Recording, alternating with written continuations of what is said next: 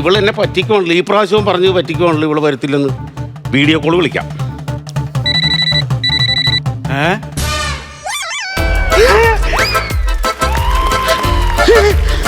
അത് ശരി.